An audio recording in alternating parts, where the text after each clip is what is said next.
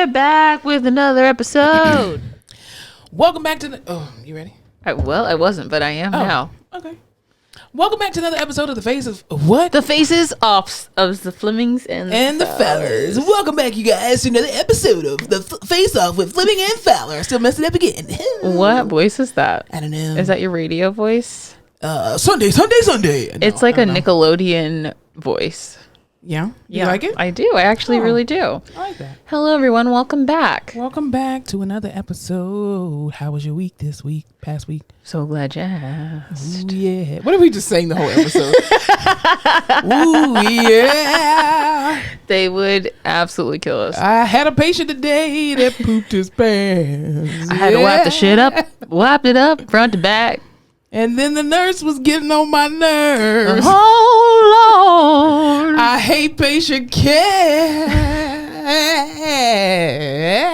I feel like I need an organ. Oh. We definitely need that. I'm going to have to add that to the board. But how was your week this past week, for real? Seriously? For real, seriously, I had a week. Yeah. Patient care-wise. Okay. How much time do we have? All the time in the world. Great. Buckle up. Do you remember the time when I fell in love with you? Okay, let's get serious. Okay, no, truly, okay. I don't know if we've talked about it in a long time on this podcast. Working in healthcare, you get used to nasty things. True. I can handle poop. Mm-hmm. I can handle urine. I can handle vomit. Mm-hmm. I cannot very much handle sputum, but I'm getting better at it. The one thing I cannot handle, burns, wounds, smells. It's always because it's 95 degrees in those units. It's 95 degrees. I ain't got...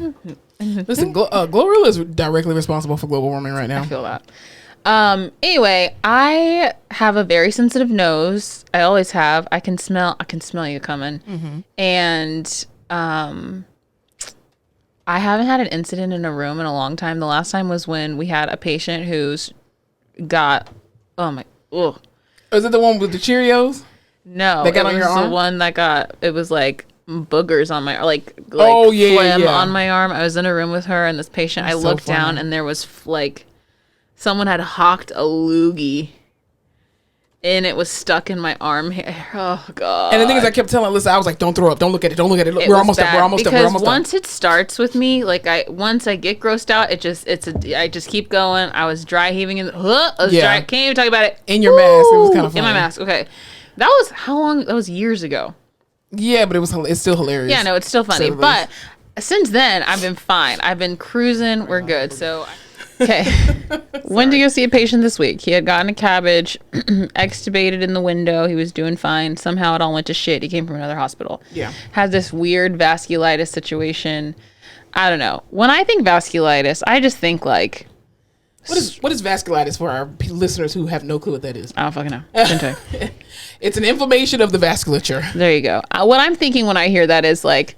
swollen, overloaded, weepy, boily sometimes. Yeah. That's what I'm thinking. Yeah. Right? Definitely. And that's what would make sense to me. So the note said necrotic toes, necrotic fingers, which dime a dozen in the ICU. Yeah. Happens all the time. Mm-hmm. A little black on your fingertips, black on your toes. It's pretty normal. I'm no stranger to that.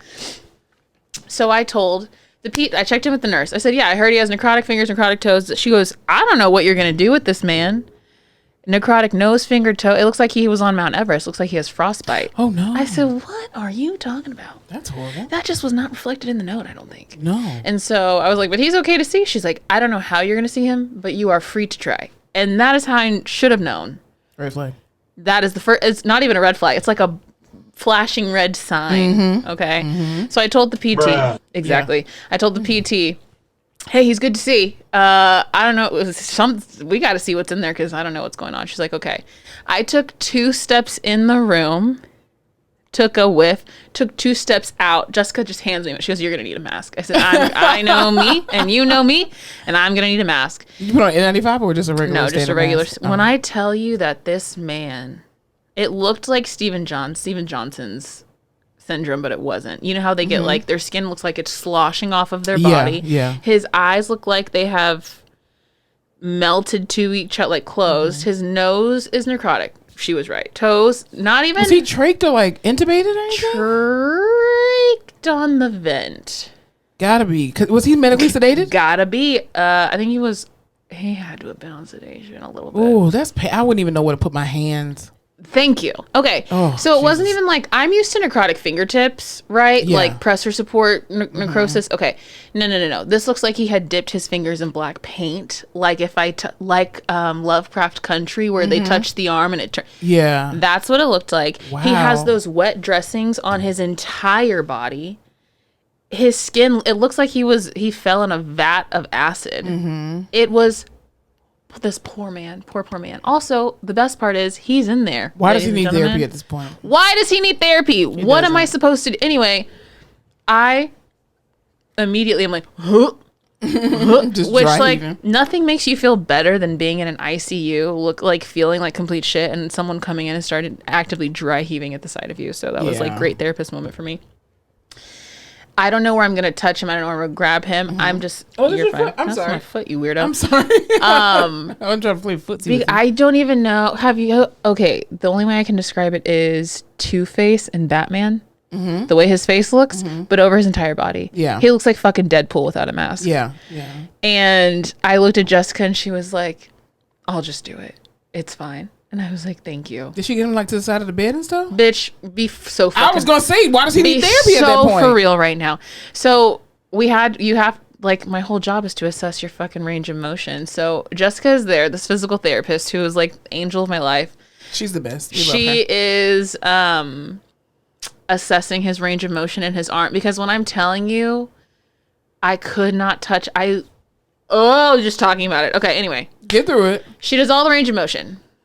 Okay, great. Of the arms. Then she's got to go to the legs. And I was like, oh, that's perfect. This is your job anyway. You have... Thank you. Speaker on you. So, of course, me trying to make light of a moment that's inappropriate to make light of. No. Newsflash. So I'm like, talking to her, talking to the nurse. And I'm standing in between. It's Jessica with the patient. I'm standing in between her and the nurse. She's opening the Prevalon boots. There are these boots you put on to offload your foot so you don't get pressure sores. She's opening these Velcro straps of the boots. I see her look at the foot and she looks up. She goes, I look over. There are bugs on this patient's leg crawling. They're in the dressings. She lifts up the leg, just these gnats flying. I was going to say, were they medical maggots or something? No, they were gnats. Oh, God. Okay, stop dry heaving for the people who can't tolerate that. There were gnats in this patient's wounds, dressings crawling around. That's horrible. Do you think when I tell you, I could not hold it the fuck together. It was so bad. So bad. She opens the next foot boot, same shit. Gnats in this fucking room. Yeah. Y'all, I can't deal with shit like that. I can deal with a lot, but I can't deal with that. This is stuff that they don't prepare you for when you go to PT school and OT school. And I'm just like, what is the... you can't teach that. What is the appropriate response? Like, it's just like a hair trigger response. Like, let me get you there. That's the appropriate response. Let me get you there. And they're like, oh, God, it was bad. I felt so bad. She had to do the whole eval. And then after that, I was doing my best to keep it together in the room. She told me I did an excellent job. She didn't want to hurt your feelings. Yeah, really. I ran out of there. I got 16 alcohol pads. Sniffing as to not vomit, and probably for 30 minutes I was like, I'm going to vomit. Wow, sounds like you had a very interesting week. Is working in healthcare. Pretty much. Can you just what? Ugh, boy, it's horrible. It's horrible, and that I don't know how the fuck that happens, and I'm so sorry to that man because I know that hurt and it's a horrible thing. Why the fuck would you order therapy for him? Because people are stupid. Because people are crazy. Anyway, that was my day the other day. Yeah, other than that, same old freaking same old. Did you ever... I had today the issue where, when people always doubt you, your patients always be like, I can't do that. And you have to be like, have you tried? Yes, you can. We're going to try today. Mostly because I need the units. So we have to do it. Yeah. And so I was telling this girl who she got transferred. She hasn't been up in a long time. And I was like, okay, well, we're going to try to stand. She's like, I can't do that. I said, what do you mean you can't do... I can't do that. I said, well, when's the last time you've tried? Yesterday. I was like, oh shit, all right, okay, fuck, maybe, oh damn it. I had a patient today who there are some times as a healthcare worker you just don't care. Like there are days where, we are paid to be coaches pretty much. Yeah. And there are some times where I can't coach you because I don't feel like fucking being I'm like, you don't want to be in the game? Sit your ass on the bench. Exactly. So I had this patient today and I was like, come on, Mr. Johnson. Obviously his name is Mr. Johnson. And I said, come on, Mr. Johnson, we got to stand. No. Sir, I'm on the clock till 3:30. You getting your ass up today. No. You're not stronger than me. So I'm going to strap your behind in this chair steady and you getting the fuck up. And he's just like, I'm tired. Sir, I've been painting and putting down new flooring and putting board and batten in my house. I don't give a damn about your issues, sir, in this ICU. Do you want to go home or do you want to die? I literally had to pull out the do you want to die conversation. She is the queen of... I am. You do this or you die. Listen, do you want to die? Let's pull the plug right now. Mind you, he's not on life support, but we can pull the plug right now. We had a patient come back to the hospital the other day and he had gotten a heart transplant. And I don't know if you remember, but I was telling everybody, I was like, oh yeah, that's the guy. Remember Monty had to yell. When I tell you this man had a heart transplant, then stroked out, was aphasic, didn't know what the fuck was going on. But the only thing he knew how to do, it was like a toddler refusing to fucking do some shit. Yeah. And I just remember you yelling at this man and be like, do you want to live? It was very much giving Tyra. Like, we were all rooting for you. I'm yelling at you like this because I care. Oh my god! Sometimes you have to though, because I'm just like, and everyone was like, the thing is, therapy sucks. We really do. We make you get up at the worst times of your life, but we do it because we know what we do works. And you're gonna hate us in the moment for a couple of days, couple of weeks, and then you're gonna have a lifetime of functional mobility where you're able to actually do for yourself and be around your family and friends and your loved ones, blah blah blah. So if I have to be the bad guy, I'm totally okay with doing that. But there's just some days, like on Friday, I went to work and I was so dog tired because I had been, again, doing a whole bunch of stuff. I've been staying up to like 2 and 3 in the morning, working on my room and stuff. And so I walked in to see one of my patients and I was like, hey, let me just let you know this is Friday and I'm tired. And so I'm not going to be the adult here. You're going to have to be the adult. So I can't be legally responsible for anything I say. I'm not going to do anything to hurt you. And the patient was like, all right, I'm cool. What you want me to do? As long as we have an understanding that I'm not in charge today. I'm tired. That's my favorite. When you tell your patient, like, listen, one of us has to have it today and it's not me. It's not me. It's got to be you. And Tag, like, you're it. They're like, okay. I mean, because the thing is, what are you going to do? What are you going to say? Healthcare is such a thankless job, and we pour so many resources into people and it's not reciprocated because it's not supposed to be, right? But at the same time, if I'm constantly filling you up as a patient, nobody's coming back to restore me. And so I'm tired, especially by Friday, which is why I stand by the motto, any hesitation is a refusal on Fridays. Oh yes. So I don't argue with any patient on Fridays. If you hesitate to say, if I come in, hey, it's Monica from physical therapy, you ready to do some therapy? If you take too long to answer that question, I'm walking out. Okay. Patient politely refused. I always say, is there anything I can say to make you get up out of this bed? Nope. Okay. That's have a great weekend. I'll see you on Monday, babes. That's it. I'm not gonna do it. No. But how was your week? My week was pretty good. It was tiring. I've been basically renovating. For those that don't know, I do a lot of DIY projects in my house because number one, I'm cheap, but number two, I like to learn how to do some of this stuff. And I'm a woman, hear me roar, whatever. I'm really trying to enter into soft life. Anywho, so I renovated my master bedroom. I took out all the carpet, painted, took out all the trim, door trim, everything, put new flooring down. I did board and batten wall, all that kind of stuff. And I'm almost done. By the time this comes out, I'll be done. Anywho, and so I've been sleeping in one of my guest bedrooms because I got a couple. And so I've been sleeping in one of my guest bedrooms. Y'all, I just really want y'all to understand, we as hosts, okay, to guests, we are horrible with guest beds, okay? The bed that I have in there, the mattress that I have in there, I thought was rather comfortable. It was the first bed I got when I first moved here to Texas, and it was comfortable for me until I upgraded to a Tempur-Pedic, okay? Now, we are not sponsored by Tempur-Pedic, but Tempur-Pedic, baby, that's the only mattress I'm going to buy, and I'm going to tell you why. I have been sleeping on this queen bed in my guest bedroom, and when I tell you my whole body hurts daily, okay? I put on my little Bengay, I put on my little lidocaine patches, everything, and I still wake up tired because this bed is so damn uncomfortable. And you know what's funny is I have all these patients who, everyone bitches about the beds at the hospital. They're not comfortable. They're not supposed to be. No. You're not supposed to be there, and you're definitely not supposed to be comfortable. Anyway, the fucking Tempur-Pedic bitches, Yeah. They will bitch and moan about the mattress. And I'm like, what do you want me to do? But then I slept on one and I understand. That shit's like night and fucking day. Tempur-Pedic is that bitch. That's all I'm saying. That mattress is... And here's the thing. I got mine from Sears. That's how long ago I got it. Oh my God. And I think Sears, it has does Sears still Sears? No, I don't think so. They may do some stuff online, but I don't know because they merged with Kmart. Didn't Kmart buy them or something like that? I don't know. Anyway. I was like, what is that noise? Do you not hear that? It's like a crispy. Yeah, I can. Is it you or me? I don't know. Sound like Snap Crackle Pop. It really did. Anyway, okay, I don't hear it anymore. Anywho, so I have been sleeping in that guest bedroom, and that bed is so uncomfortable, and I'm so ready to get back in my bed, and I'm so determined. You know how you'll know if someone has a Tempur-Pedic mattress? How? They'll fucking tell you.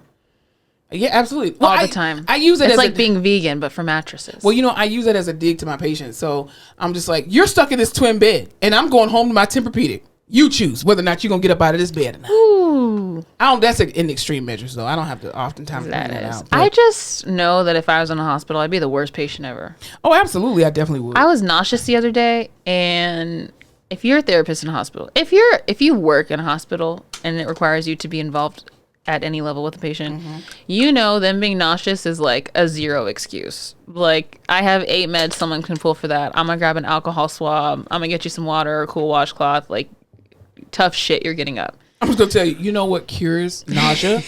Getting up. Bitch, when I tell you I was real nauseous the other day, and I was pregnant, like, yay! I would rather do a lot of other things. Okay. Babies are a gift. I was like, I'll be like, there's no way in hell if someone walked into this room right now and was like, do you want to get, I would say, get out. Absolutely not. Yeah. And that's us every day. Yeah. And we won't leave you alone. We're annoying about it. I turned on, with my patient today that didn't want to get up, I literally turned on Party Rock is in the house. Oh, no. And I was like, come on. And what was so crazy was I had the nurse and the residents in there dancing with him, and he was just sitting there like, I will kill each and every last one of y'all. And I was like, come on, Mr. Johnson, it's therapy. And I was like, bitch, I ain't got nothing. I done used all my energy for the whole week. It's Monday. The best part is sometimes you're already so deep in being annoying. You're like, I'm just going to ride it out. I'm going to be real fucking annoying. You can't stop now. Rise and shine and give God the glory. You're like, we could have already been done. Could have already been done, but you're still in the fucking bed. The quicker you get up, the quicker I can get out of your face, Mr. Johnson. Let's go. I can't leave this room legally until we get up. Exactly. I need at least 8 minutes. At least 8 minutes. Starts the other day. I was like, hey, can I see your patient for an eval? She goes, oh, okay. I have all this stuff I was about to do. How long is it going to take? And I was like, 10 minutes. She goes, I was like, 8. I can do it in 8. I can do it in 8. That's all I need. 8 minutes. Thank you. Got my productivity. Appreciate Starting now. Exactly. Oh, man. Also, too, I had a very weird week. I don't understand why people feel the need to I don't know if I have something written on my forehead that says, please tell me your deep dark secrets, right? I've never told you have that. You should, but I don't know why you don't, because you're trying to set me for failure. But it's the glasses. For some reason, maybe, I don't know, but I'm talking about complete strangers will come up to me and tell me the craziest things. So I'm getting ready to go and see patients this one particular day. No, I'm coming down from lunch, and I finished seeing my patients for the day. And I get on the elevator of this particular tower, and there's only 2 floors, and so, well, technically 3, ground, first and second. Anyway, and so I get on the elevator, and the elevator's going down to the ground floor. So there's this one woman, and then there's 2 women and a man. So one of them is a couple, and this other lady's on there. So when I get on the elevator, this lady just starts bawling, crying, and I'm like, what the fuck did I walk into? Mind you, it's a very small elevator. Elevators are not very big, and so I'm just sitting there in the corner like, hi, hello. And so the lady was like, I'm so sorry. I'm emotional. My husband of the past 36 years just told me last night that he no longer wants to be with me and he wants a divorce. Okay, mind you, ding. The elevator only has 2 floors. So by the time she gets it out, the elevator dings, and then I'm like, hey, have a great day. Like, why do you feel the need to tell me that? Let me tell you something. Like, hospitals are a strange place. They have a strange energy because it's full of some of the highest highs and the lowest lows, and some like it's a lot of very anxious energy. It's a lot of like the people there are very weird points in their lives. Everyone there, and you have then everyone who works there and is like, fuck this. So people just like to share. Am I boring you? No. feel like a teacher when I said that. I'm just tired. That's all. Also, hospitals are a weird place because, especially if you're in ICU, so many people are extremely emotional. Yeah. Rightly so, because it's in, a very sad time for a lot of people, a very hard time. But we're just thoughting and bopping. Today I was literally cutting up, saying a joke, talking about some shit. This family's wailing a couple doors down. I mean, I wasn't laughing in front of them. Did they have the sandwiches and the Cokes and stuff? They had the sad sandwich tray. Bitch, did I tell you a nurse stole some shit from one of the sad sandwich trays? You did tell me that. Y'all are unkept. I don't know. She was hungry. Nurses you don't are get not a house break. trained. That is disgusting. Listen, nurses don't get breaks. They need to eat when they can. You gotta eat after you give it to the family. Well, grab one before you give it to them. In the hospital, if your family member is about to pass, they have this tray that they'll bring into the room when all the families. Not there. Every hospital. Only if your hospital has money. Yeah, not every hospital, but this hospital does. I call it the sad sandwich tray. Yeah, and it's got sandwiches and muffins and shit. And when I tell you, I saw this when the blue light is on at this hospital, that means the patient is in the process of passing, so that you don't need to go in there, leave it alone.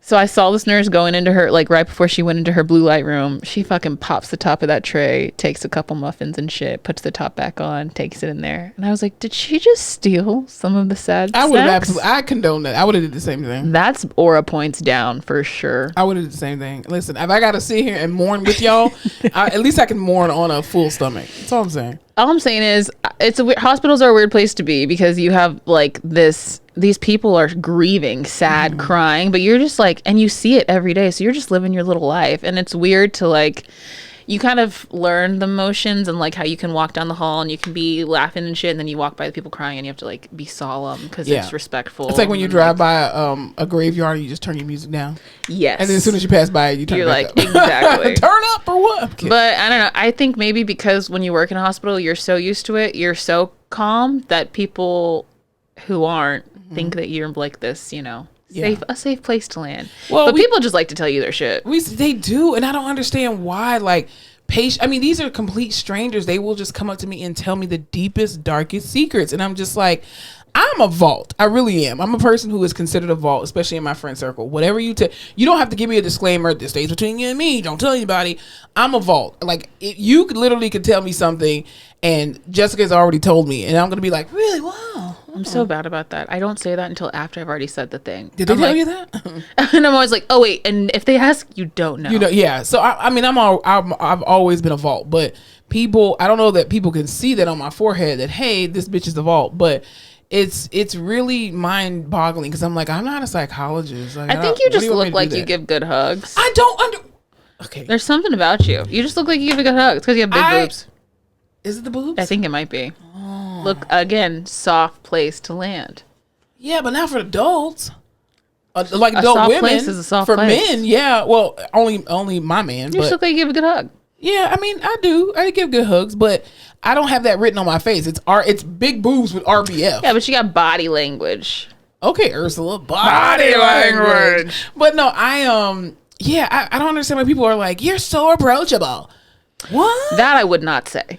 I wouldn't say that either. Maybe at your neutral state you are. Yeah. But I always got you and you were like, I'll cut a bitch. I had a very interesting conversation. Well, it wasn't necessarily a conversation. Well, I'll leave it for the next time. Anyway, I had a very interesting interaction with a person in leadership today who made a comment about my body language and his perception of my body language. It was a man. Of course. It always is. And, a man. Men are in corporate spaces. They are dangerous. But anyway, very dangerous and very discriminatory and very racist. Anywho, so yeah, I people just keep telling me the deepest, darkest secrets, and I don't understand why. I want y'all to stop. Stop doing that. You love it. I don't. She loves it. I really don't. If it doesn't come with money, I don't want to hear it. That's true. That's weird that she told you that though. That's not. People cry always and talk about. I would have expected her to say something about her husband passing. Yeah, not that he was 36 years. No, he didn't cheat. She just said, I don't know if he did or not. She just said he told me last night that he no longer wants to be with me, and I'm like, are you coming here for an outpatient appointment? What are you here for? She's like, I don't even know why I'm here. Is he in the hospital? Because maybe it's the meds talking. Maybe he doesn't have capacity to make decisions for himself. He has dementia. Who knows? Because dementia people say some wild shit. Some wild stuff, and it's insane.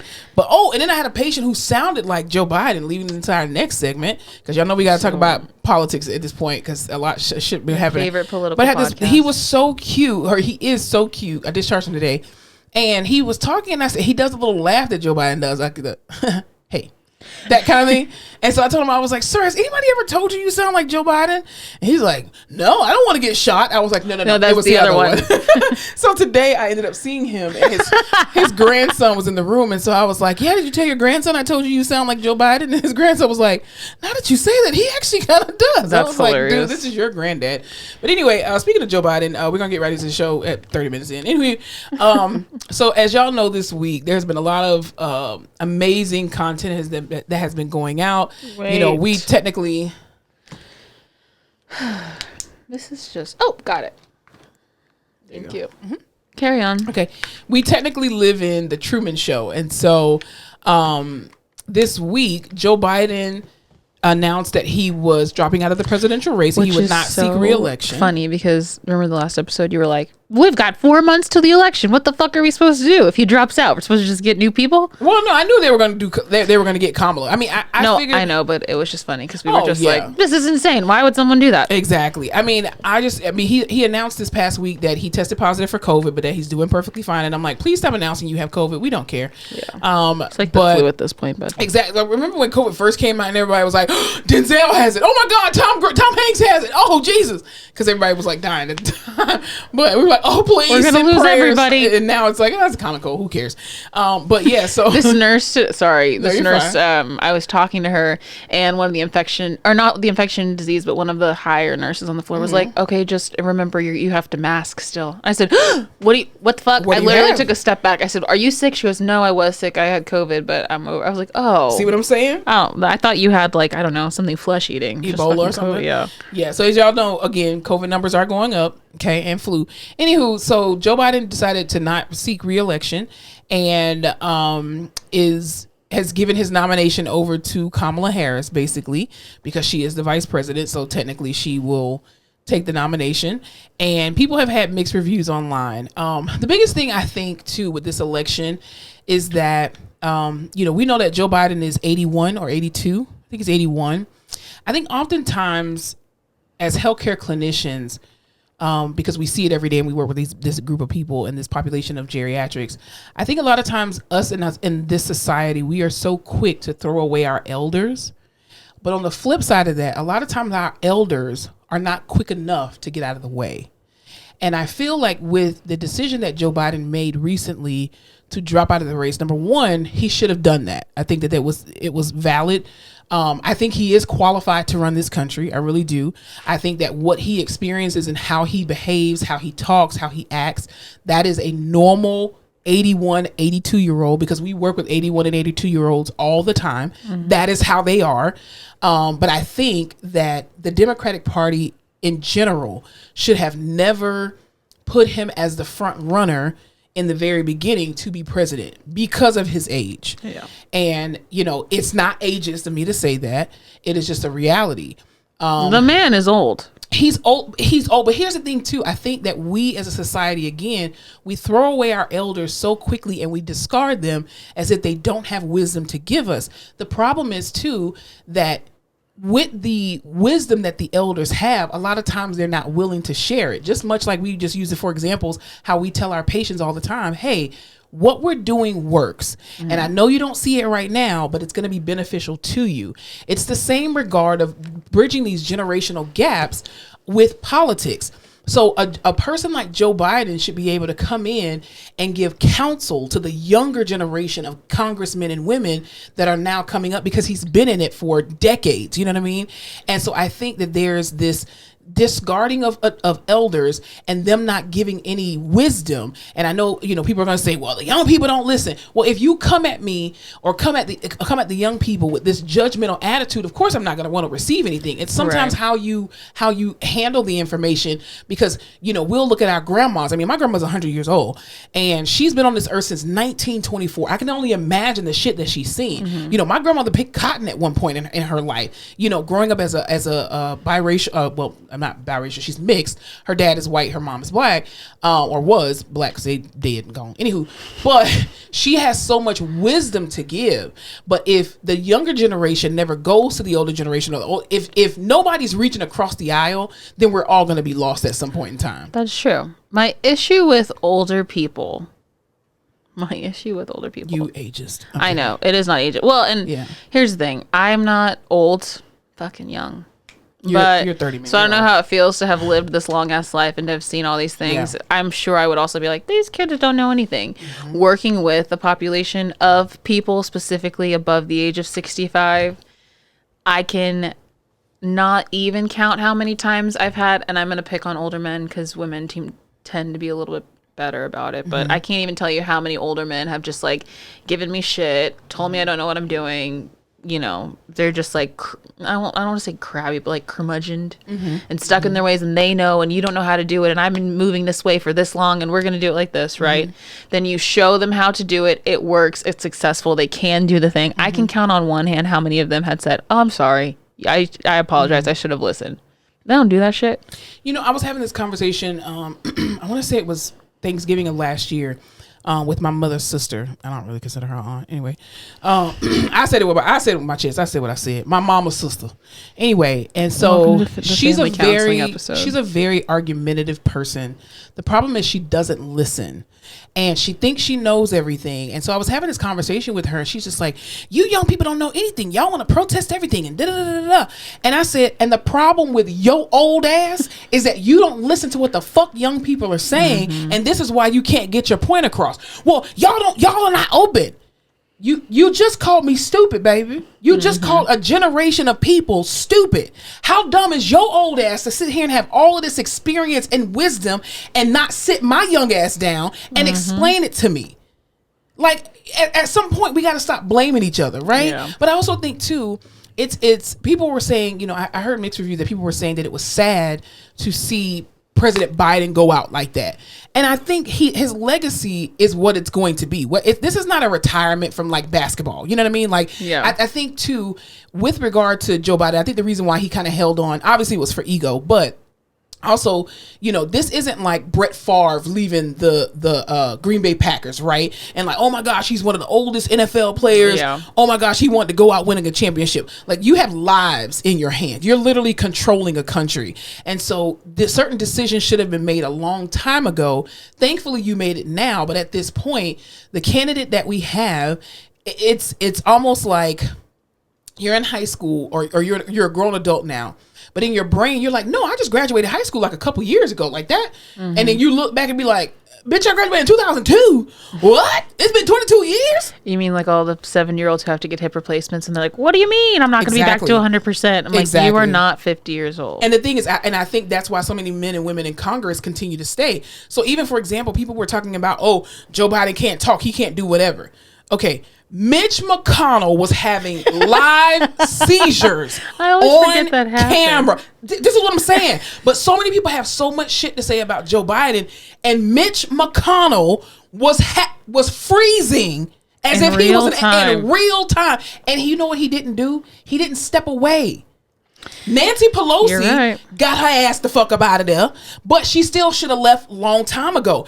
Even, I will always say this, and I'm appreciative for what this woman has done for women's rights, specifically Ruth Bader Ginsburg. Okay, problematic fave. She pissed me off. This lady is her body riddled with cancer. She over here voting from her hospital bed. Ma'am, I know you ain't gonna see this podcast. Down. Step the fuck away. Even I have my previous supervisor who just retired. This woman worked for 43 years at one company, which That by all means, why the fuck would you do that? I could have a whole podcast just on that. Listen, it won't be me. It won't be me. I can tell you that much. Anywho, I'm trying to retire tonight. Anywho, this and I understand from their standpoint. You know, boomers were raised off of survival because it was right after the Great Depression, right? And so I think what a time to be alive, and the war. You know what I'm saying? Like it was a time to be alive, and so they've always worked as if they'll never have another opportunity to do it again, which is why they stay in these positions for a very long time. And when you've been doing something for so long, you get stuck in this cycle like, well, who am I after this? This is my whole identity of working. And this is why we don't think the young people have work ethic. Young people have work ethic. We're just not going to work for shit. Mm-hmm. Like, we're not going to work for pennies on the dollar. That's not what we're going to do. We saw how hard y'all worked for nothing. For nothing. And here's the thing. There are no pensions for us at this point. So please stop saying, boomers, that younger generation don't want to work. No, we don't want to work for nothing. We want to work for actual money and pensions and other benefits. We also grew up in a time where you could scratch your ass on YouTube and make millions of dollars. Exactly. You could work from home and make hundreds of thousands of dollars. Exactly. Or you could bust your ass and make a barely livable wage. So right. Which one would you choose? And it wasn't selling drugs or OnlyFans, you know. But even going back to my supervisor, she worked for 43 years and she just retired. This lady has been back up to this job like 4 or 5 times because they don't know that's your whole life, and like, which is why they die after they retire, because they don't create anything else other than work. And people these days don't make work their entire life anymore, and companies don't know what to do about that. Yeah, but I think Joe Biden stepping away was the best decision that he could have done, because it's not about him; it's about the American people. And honestly, if Trump actually cared about the American people, which he doesn't, he would have stepped away as well too. Here was my issue, was that everyone was, well, and what are you supposed to say when the president is like, oh yeah, my bad, I'm actually not going to do this, horrible idea. But everyone's like, it was such a noble decision. It's so brave of him. No, it's not brave. They literally let it get so bad so that he could see that he could not do that job. Well, you know, the funny part is, and we said it too on this podcast. You can go back to the clip. We said it too. Get his old ass out of there. And then as soon as his old ass got out, people were, oh my God, what are we gonna do? You can't want him and not want him at the same time. Like, the man stepped aside. Now, yes, it's 4 months until, the election. He had no choice. It got so bad. Well, and then Kamala's like, I want to earn the American people's vote. Bitch, you already got it. You're not a bitch, but I'm saying, be for real. Like, there is nothing that you're going to do to unmake yourself the nominee. This election is literally like a fever dream, just in the last 2 weeks alone. It's an episode of Scandal. And it feels like a high school election, and it feels like the vice president has been vying for this, like, eyes on the prize for this position for years, right? And then, not the same, but it feels like the president got caught doing something so horrible that everyone's like, you're out of here, move the vice president up. And she was like, I really am gonna earn this position with free pizza for all. We have no choice. Yeah. But I think too, I think we're about to see, unfortunately, how much this country really hates black women. And the reason why I say that is because let's look at Kamala Harris's resume, right, versus Donald Trump's resume when it comes to politics. She's a prosecutor, she's a lawyer, highly educated. She's been in, politics for a very long time, so she's experienced, right, in certain areas. He is a bankrupt con man, right? And so we can't say that she's not qualified for this position, because she absolutely is. Same thing we said about Hillary. Exactly. Very well qualified, both of these women. I think and now people are, oh, she's a DEI hire. She's a DEI hire.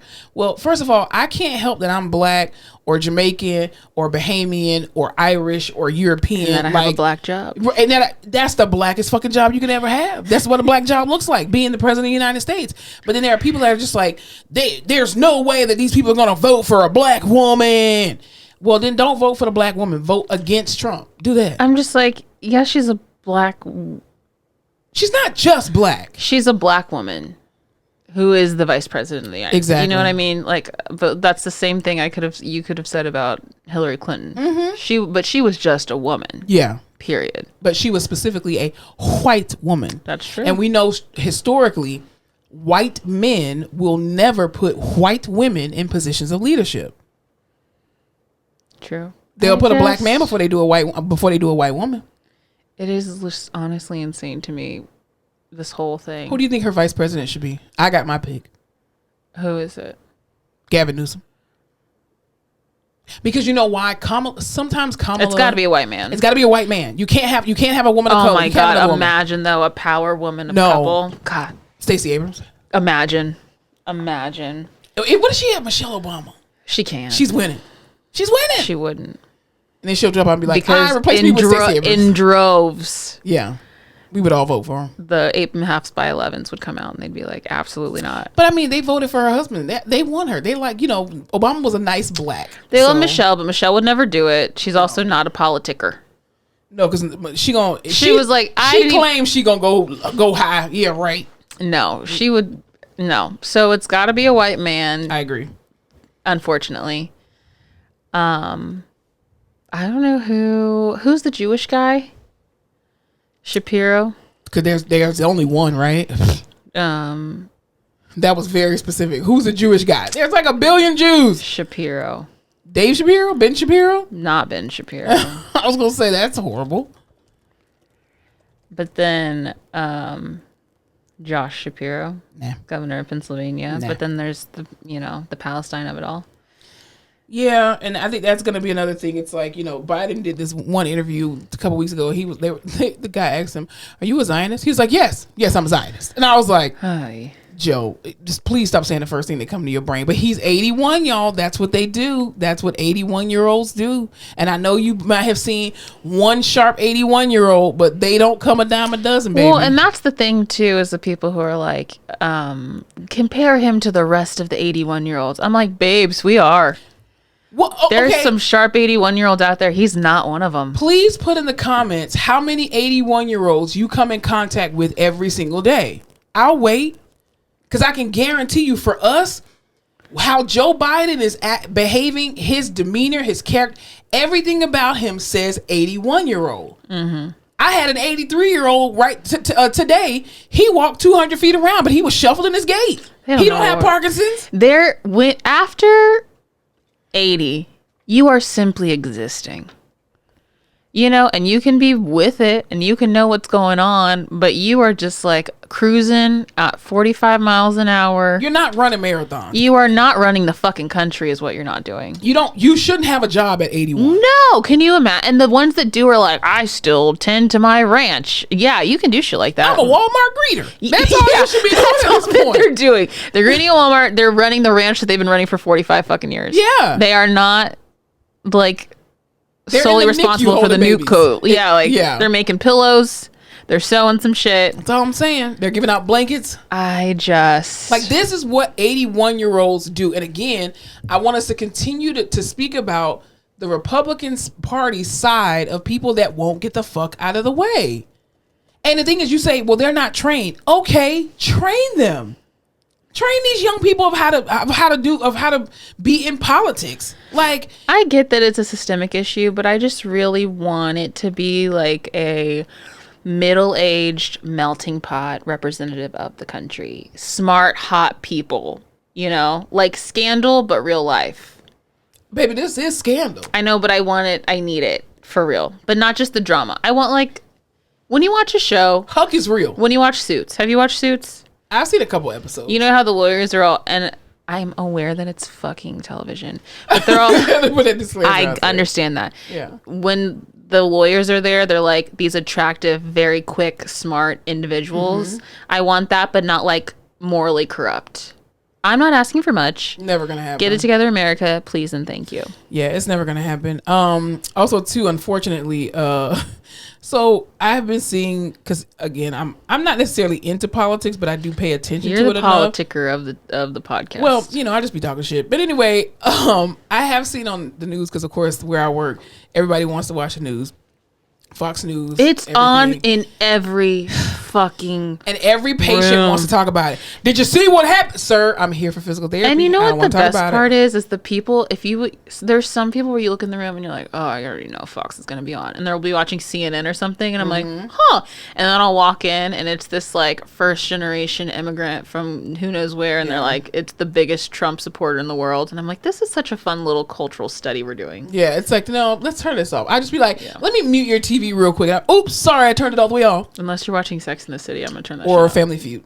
I'm gonna do that. Anyway, but yeah, so this week I've been seeing pictures and videos of 45 walking around with this big ass gauze on his fucking ear, like his whole ear's been bit off by Mike Tyson, Nelly, like circa Evander 2000. Holyfield or something.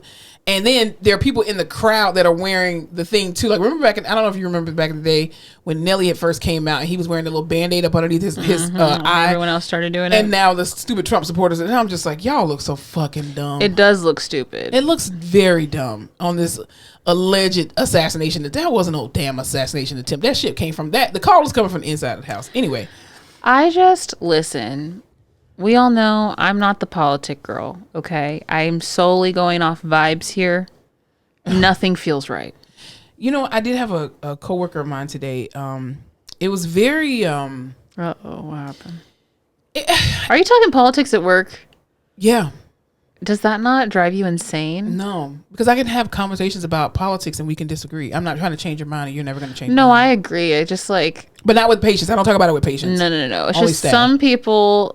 Well, I guess it's who you talk to. Yeah, and I some know people just like can't, like... They go crazy with it. Good or bad, positive, or, like Yeah. you just cannot... They cannot have the conversation. You cannot disagree. And I just can't have that energy For the around me. most part, you know, I have very good conversations with my coworkers about politics or certain people, certain nurses and other therapists. And so we can, you know, and they're on different sides of the aisles, which is perfectly fine.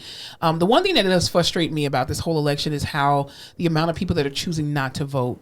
And specifically minorities that are choosing not to vote. I had a nurse today tell me, she was like, well, I don't vote and I'm proud of it.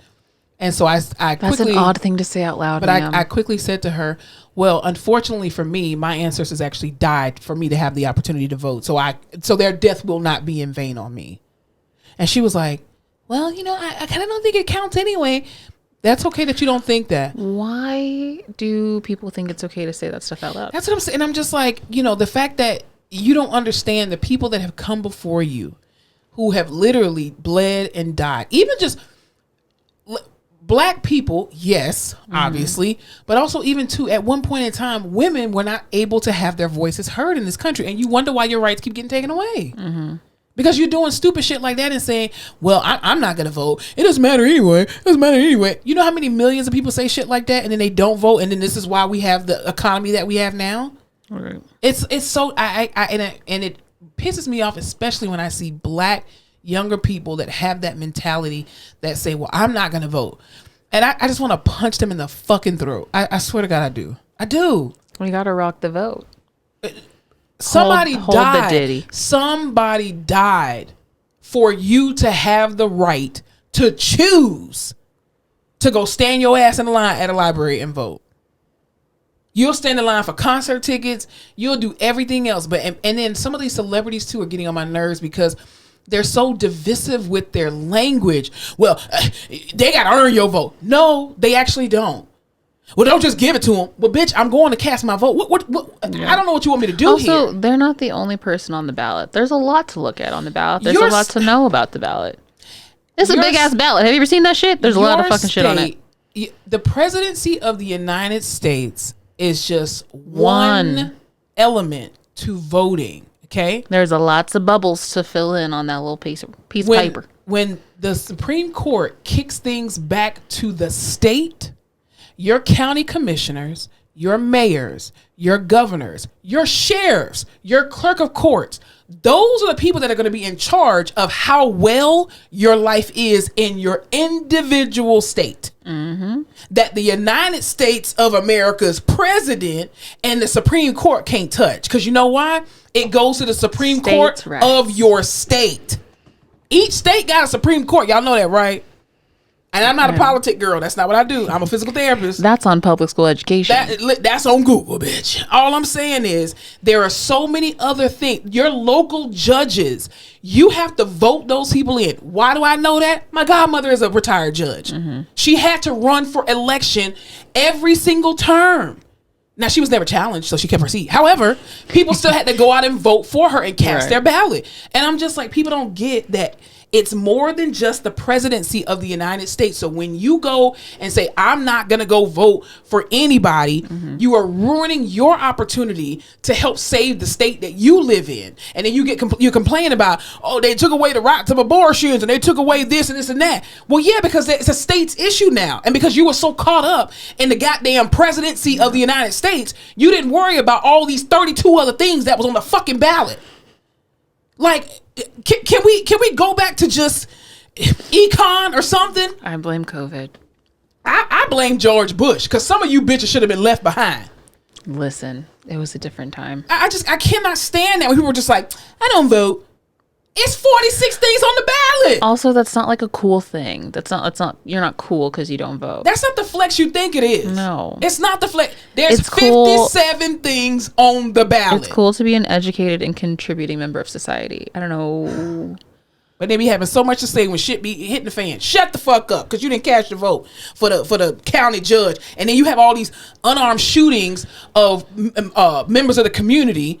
And these corrupt ass police officers or sheriffs or constables or whatever, and then you wonder why. Well, how did he get in office? Because your dumb ass didn't vote.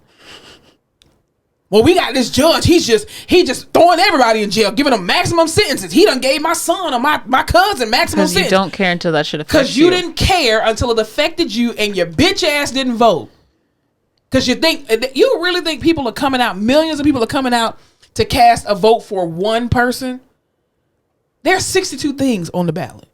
Are there really? No. I just keep making the number go higher. Yeah, I would have believed you. I just know that there's a lot. It's a lot. Because my ass has to click through that shit. It is a lot of things on there. So I I'm know. just like, y'all, even the railroad inspectors is on the ballots. I read, okay? You know what? And they do their darndest out there campaigning. I just go straight ticket. I'd be like, I don't know who y'all are.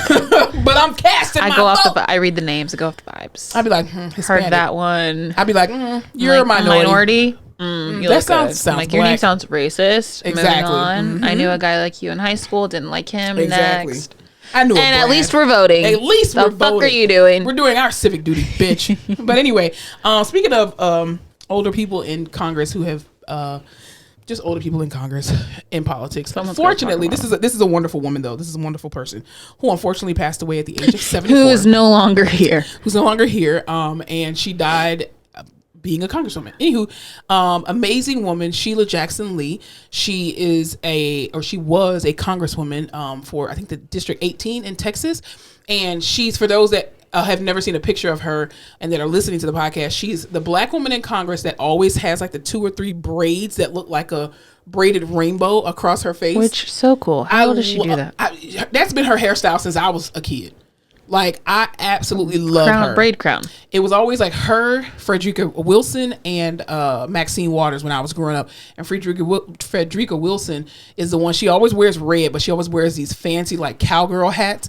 But she's a representative in Florida. I'm like, baby, you in the wrong state. Exactly. I don't know if she was born in Florida or not. Probably was, but yeah. So condolences to her family, and we're keeping her family in our prayers. But Congresswoman Sheila Jackson Lee, she passed away at the age of 74. So 74, that's young. That's what I'm saying. But see, this is what I'm saying too about the age. It's like there should be age limits, because then now your seat becomes open, and then who's gonna fill it? Do you have a successor? Do you have somebody that's coming up to take your spot? I'm just like, if the national government says 65 is the time when you got to start thinking about getting the fuck out of work. Exactly. Why the fuck are all these people still hanging around? And then Nimrata, she was over here, Nikki Haley was over here trying to raise the retirement age to 72. Well, you see what 81-year-olds are doing. Come on. I love when you say Nimrata. Oh, man. Ooh, that was good. But anyway, I'll tell you what wasn't good. The Microsoft outage. What were you telling me about that? It was bad. Let me tell you. There was a Microsoft outage last week, and it affected anything that you would do in a day that you would think is important. Except for my old ass hospital. Yeah, except for thank God my hospital uses fucking old ass Meditech because it wasn't affected. Seriously. I'm talking planes. I'm talking trains, automobiles, banks, all that shit was down. I had no idea. I mean, when I think Microsoft, I think Word. Yeah. But that's because I don't work at a place that uses like Teams and shit like that. I think of like Office. So I'm like, what's wrong with Microsoft? Why is it down? Outlook's not working? Yeah. Like, we weren't going to type anything anyway. But apparently that shit runs everything. Yeah, it does. So, I mean, Microsoft is, obviously this big, mothership of a company that has literally changed an entire industry. Well, just globally, the world. I mean, I feel like any country that you go to, you can get on a PC and Microsoft is there and available. Yeah. That's like the gold standard. It's amazing this man is not a trillionaire because, good God, that was a greatest invention. Anywho, but yeah, there was a lot of grounded flights except for Southwest. They were still flying because, as you know, last year Southwest had a big glitch where it canceled all of their flights. And then they ended up converting to another system other than, what was it, CrowdLink? They went to another system, so they were still able to, their aviation was still up and running, and they were able to get their flights out. But you would just think with how many people are sitting at home, doing their remote jobs, working on this shit, that would be very hard for something like this to crash. Well, and the thing is, it wasn't a hack, thankfully. So they say, allegedly. But, they want us to mean, anything with Bill Gates, you got to question it. Anywho, but, Bill Gates who invented the COVID vaccine? Allegedly. And is microchipping us? Exactly. Well, I don't know. Anywho, but yeah, I think it's a precursor, honestly, of things to come. And I almost watched that movie with Julia Roberts the other day. What movie? Oh, the one in the cabin with, what you call it, Mahershala Ali. And I just still can't bring myself to watch it. It's not scary at all. It will scare me. No, it won't. There's nothing scary in that entire movie. It's scary because I feel like it could happen. Baby, it just did. That's what I'm saying. So I can't watch it. Yeah, it's art depicts life. Art depicts life. I mean, it's sad because it's like, we as a society, we want to advance so quickly and so much and have so many things automated that we don't think about the back end of what happens when the system is down. So, for example, I think 2 weeks ago, our system was down, and we've been having issues with our system, with our EMR system. And so when it freezes, you can't see anything. You can't see labs. You can't know dosages. You can't see because we physically don't have paper charts anymore. I'm always like, unsafe for me to go into this room. Me too. I'll fight it tooth and nail. I can't see. I'll be like, I don't know the labs. They could be having a heart attack. I don't know the surgeries. Their potassium could be 6.7. I don't know. And all the therapists who've been there for 20 years are like, read the hard chart. That's what we used to do. Exactly. I'm like, I can't read. And see, our hospital, we don't have hard charts at all. Oh, interesting. There's not a single hard chart that you can find. That seems problematic. I would say so, yeah. But at the same time, it's like, this is why going back to bridging the gap between the older and younger generation. Those of us who know how to take manual blood pressures, those of us who know how to go to the hard chart and actually look at stuff in there, it's like help the younger ones along, but also too, the younger ones got to be teachable. But you can't assume that they're not just because they are young. But yeah, I think this is a precursor of bigger things to come. And I think every industry honestly needs to prioritize, how we will shift if and when situations like this occur. I feel like there's a lack of critical thinking and problem solving in young generations, but older generations too. This is my question. Do you think that's how older generations think of us? Yes. Which is so crazy.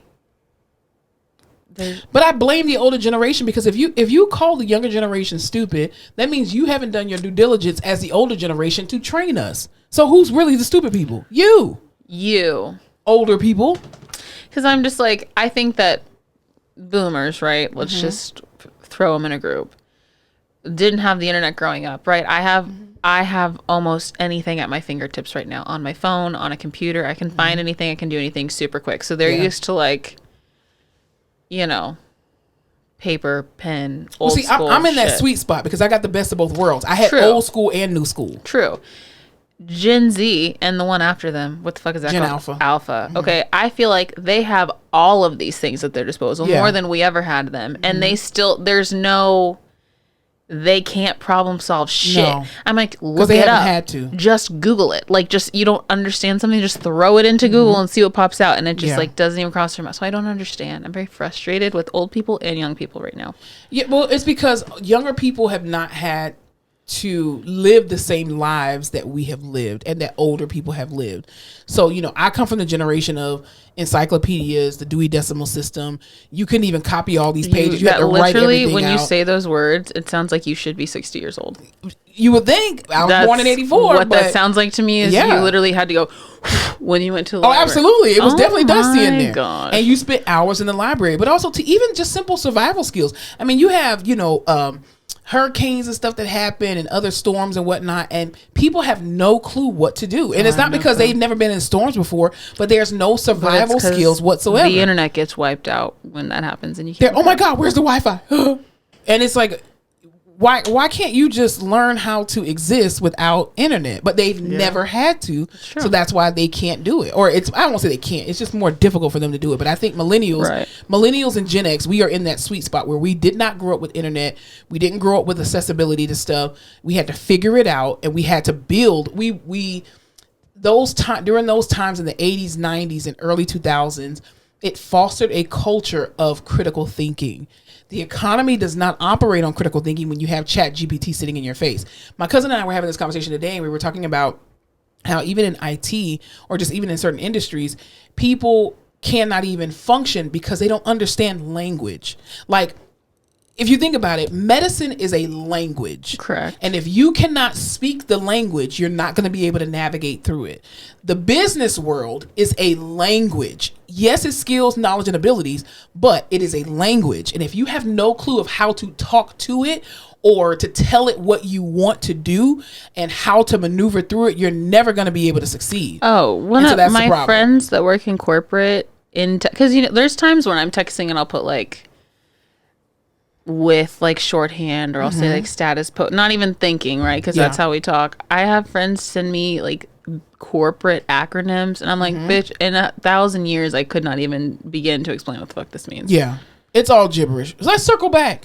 Yeah, take a note or something. I don't know, like weird shit. Put a pen in it. Just it's like, just fucking talk for real. Also, so many acronyms. It's stupid. I'm in medicine, so I should know that, but I don't. Yeah. Well, we make up shit. Well, we don't. The residents do. There you go. But I mean, I think the way that the economy has gone, unfortunately, and the way that because the economy has gone the way that it's gone, parents don't have the luxury to teach their children how we were taught to a degree.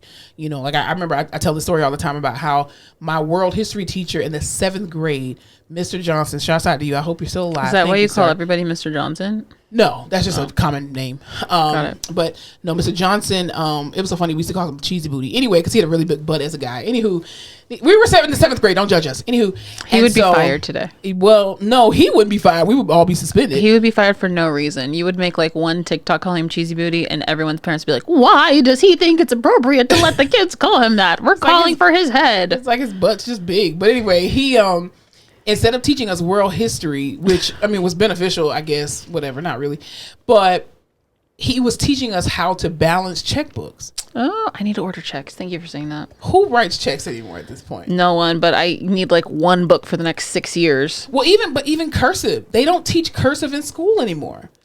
And so it's like you have these kids who are growing up and you're like, oh, I need your signature. Baby, how can you make a signature and you don't even know what the letters mean in this in script? Like that makes no sense. So I think that it's as much as it is the younger people's responsibility, is also the older people's responsibility to reach back for these kids. But I got it at the bud, so I ain't gonna help you, because they were raised off survival. So why do they need to? That's true. They were working since like they were 11 years old. They're tired. Exactly. Well, clearly not. They're still trying to work at 81. I will never understand. I would love to just do like a personality test on everyone who works for Congress and in the government. Mm-mm. Okay, sorry. Can you swallow test? Swallow you? I mean, sweet you, Val. Yeah, I'm ready to retire tonight. I'm so serious. And that's my other thing. I think about retirement probably 4 or 5 times a day. So the idea that these people are sitting up and they're like, I refuse, bitch, what? I was having this conversation with my patient Friday, and she was asking me, like, what made you want to get into physical therapy? Delusion. And I said, I don't know. I'm still trying to figure it out. I'm too far in, so I can't turn around. I said, but I do have my MBA, so that is definitely the goal. So she was like, so if you weren't a physical therapist, what would you be doing? living on a compound by with my family, just chilling out. I would have been into a whole nother industry. I do not derive. Is that the right word? Subscribe? What are you trying to say? Like, I am not my job. I don't derive. Like, oh my God. I just had 5, 6, 7, 8. Glitch McConnell. My job is not my life. My job is not my personality. My job is something that I do and every day to make money to live my life. True. Because I have to do that somehow. And I'm lucky that I do something that I mildly enjoy. Because not everybody gets to do that, and I feel very blessed. And I feel like I'm lucky that it's something that required higher education, and that if I tell people that I do that, most of the time the reaction is like, "Oh," it's not like, "Oh." But my job is just my fucking job. That's it. I clock in, I clock out, and I go to fuck home. Luckily, we get to help people. Make a positive difference in their lives most of the time, which is nice and rewarding. But helping people is really not all it's cracked up to be, though. It's not. It's a nice little side piece of what I do. Like, if I had to do something every day to make money, I'm glad that it's at least helping someone. But again, I could drop that tomorrow for more money somewhere else doing something else. Exactly. I don't give a fuck about helping people. I don't. That is not my one sole purpose on this life. Is not to work this 9-to-5 job. Yeah, and the thing is, I'm very grateful to be in the position that I'm in.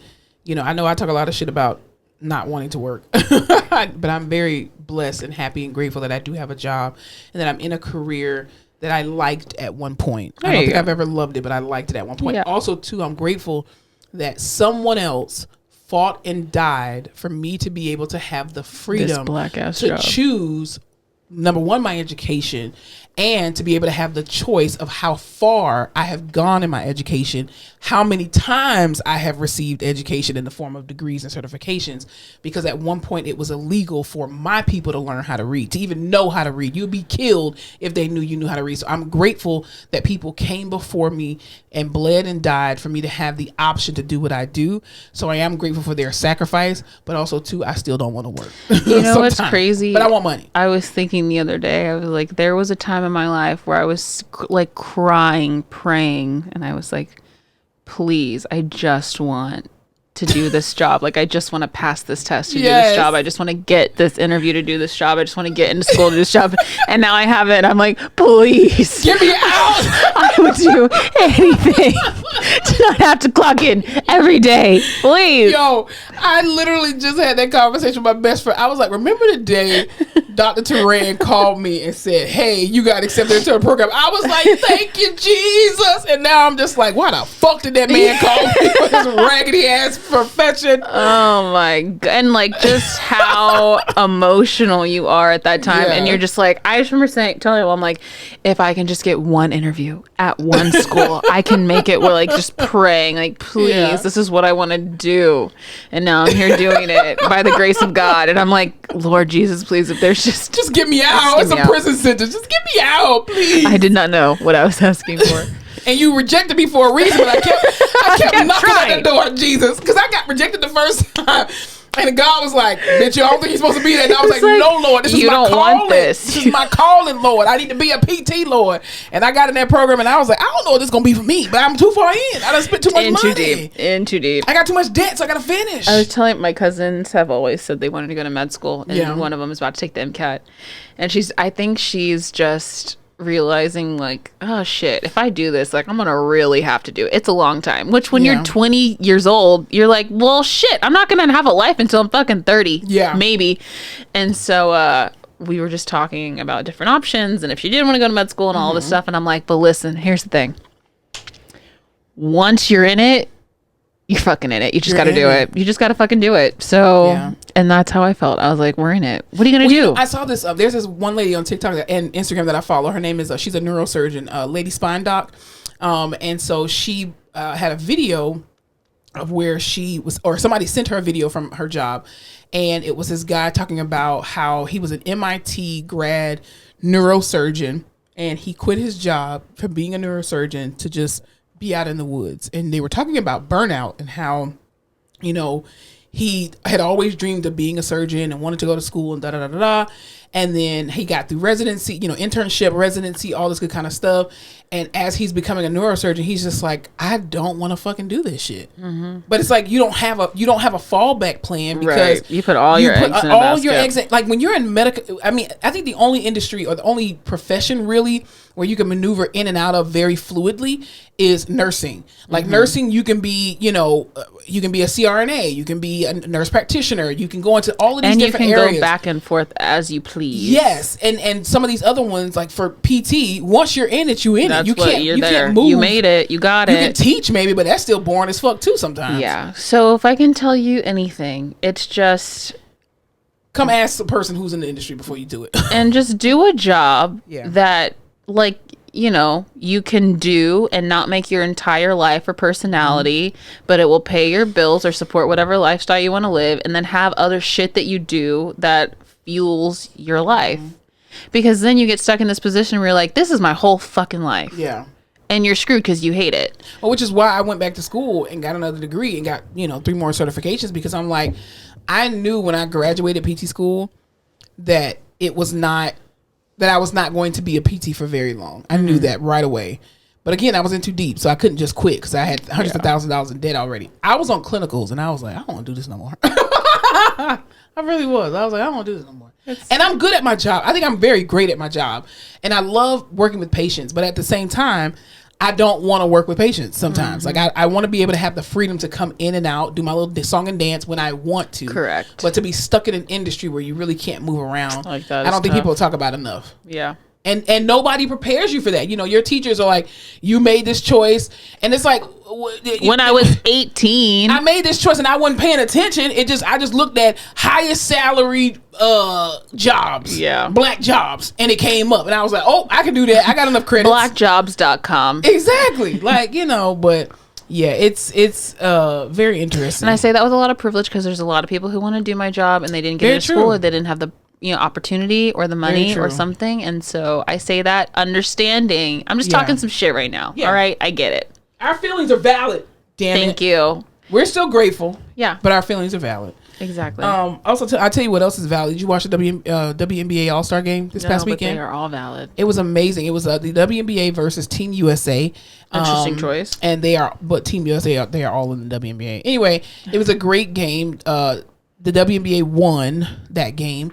Angel really? Reese. Oh, because all the new girls were not on the team yet, right? Yeah, they're not on the Olympic team. So there was only 2 rookies that played. It was obviously Angel Reese and Caitlin Clark. They actually both had broke records. I think Angel Reese was the first rookie to score a double-double as a rookie in an all-star game, and then Caitlin Clark I think had the most assists in a all-star game. So they did amazing. They actually played together as teammates, and they were like, wow, shocker, we actually get play along. Basketball and don't fucking hate each other. And they've been playing against each other since they were kids. It's like you white racist ass men are the problem.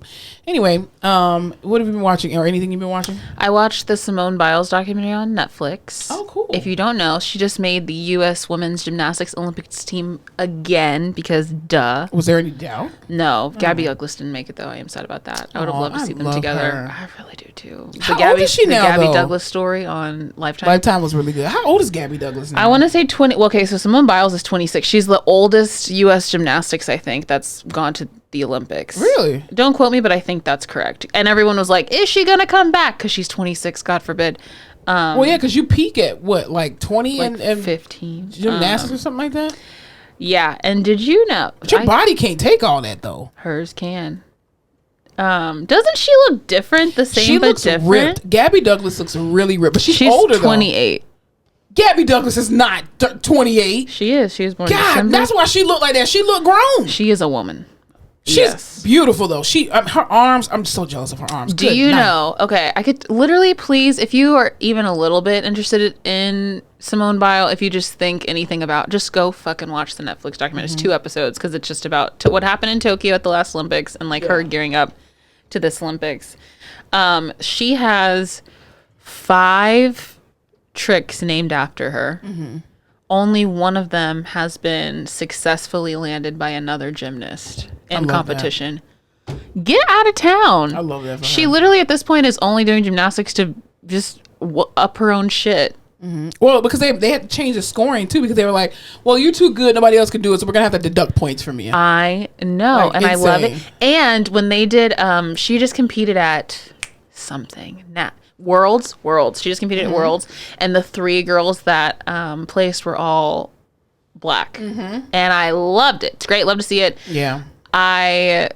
Her husband is in this series too, Jonathan Owens. And though I take back nothing that I said about that interview that he did about her not being the prize, I did enjoy their dynamic in the show, and I think it shed a lot of light on their relationship, which I appreciated. But cool. She just talks about the crazy shit that was going on with Tokyo and why she had to call it quits, and then how, bitch, she didn't step foot in a gym until like 3 months before she had to qualify for this Olympics. She's just that good. But I think too, being just that good, like, you have to know when to hold them and know when to fold them. Amen, sister. And I think people making such mean and nasty comments about her, saying, well, you're not patriotic and you went all the way over to Tokyo and you stole a spot for somebody.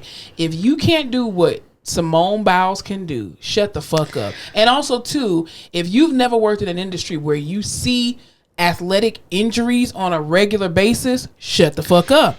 If Tom Brady made it to the Super Bowl, went out there, threw a couple passes, then was like, you know what? Something ain't right. I gotta go sit down. Yeah. Y'all would not be saying, oh, you stole this spot from someone who could have had this spot. Listen, shut the fuck up. What was her name? Carrie from the USA gymnastics team in 1996. That fucked up her shit? Yes, Carrie They Strauss. talk about that Carrie too. Strauss.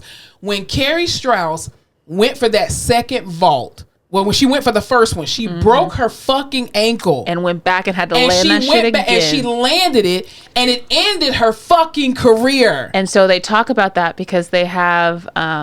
this is why you say no. They have old women who are on the Olympic team talking, and they were like, listen...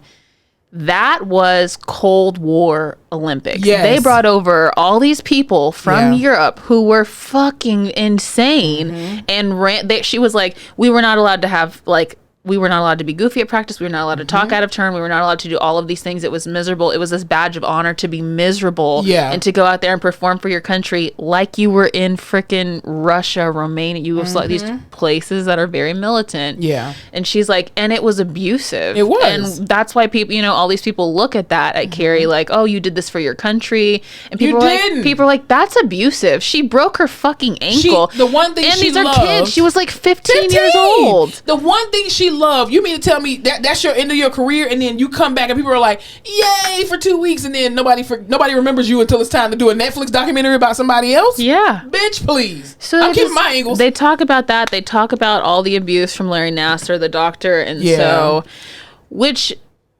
all these things are put together, right? You don't think about it, but it was like Simone going over there, all of this abuse that when you're a kid, you might not see as abuse until someone tells you it's abusive, and then you have to process that something you thought was normal was not normal, it was super abusive. Now seeing wasn't the trial right before Tokyo? It was like, yeah, it may have been. And then she's over there, she's in Asia during the fucking peak of COVID. Yeah.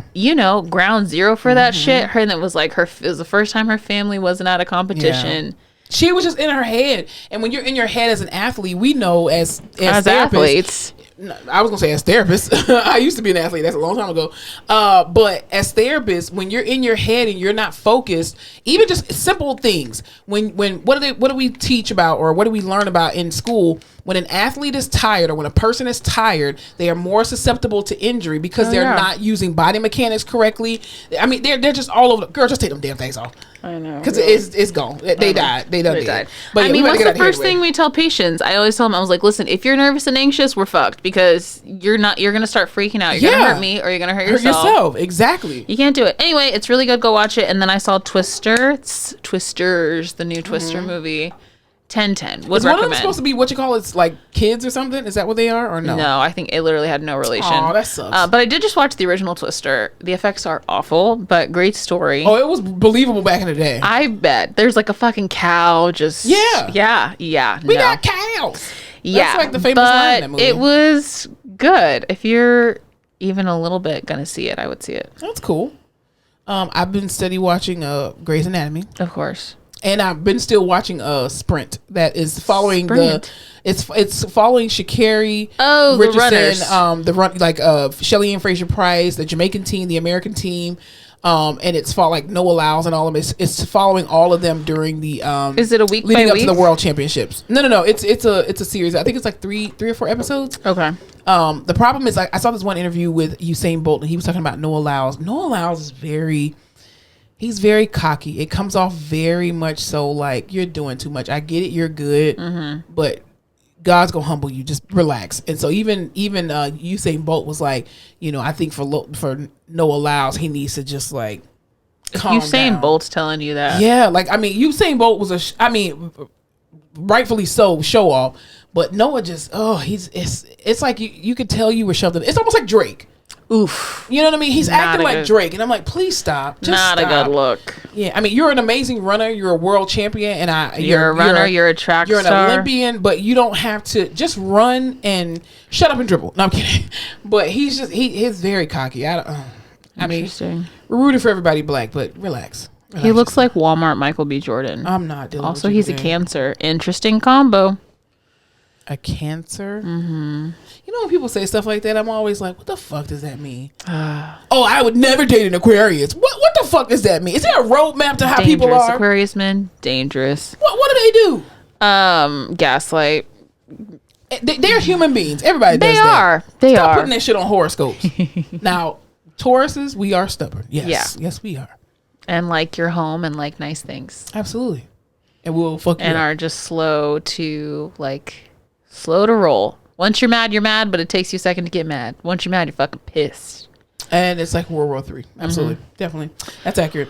Anywho. What do you do? That's all I got. Anything else you talk about before we get out of here? Nope a doodle. All right. Well, y'all, thank y'all so much for tuning in to another episode of The Face Off with Fleming and Fowler. Y'all have an amazing week on purpose. And remember to spread love. Spread light. And don't forget to... I forgot it. I'm sorry. Let's do it again. All right. We've been doing this for 3 years. I legit forgot. Man, I know you ain't talking, Mitch. I forgot everything. Y'all remember to spread love. Spread light. And don't forget to laugh your face off. I legit forgot. I was like, wait, what are we saying? She's like, and also, listen, I'm so tired that I need my I'm tired Tempur-Pedic. too. I'm about to put that shit on the floor and just go to sleep on It'd probably still be more comfortable. Probably will be. Thanks so much for tuning in to another episode of The Face Off with Fleming and Fowler. Don't forget to follow us on all our social media platforms, Instagram, Facebook, Twitter, and YouTube at The Face Off Pod. Be sure to tune in to The Face Off every Tuesday where new episodes are released.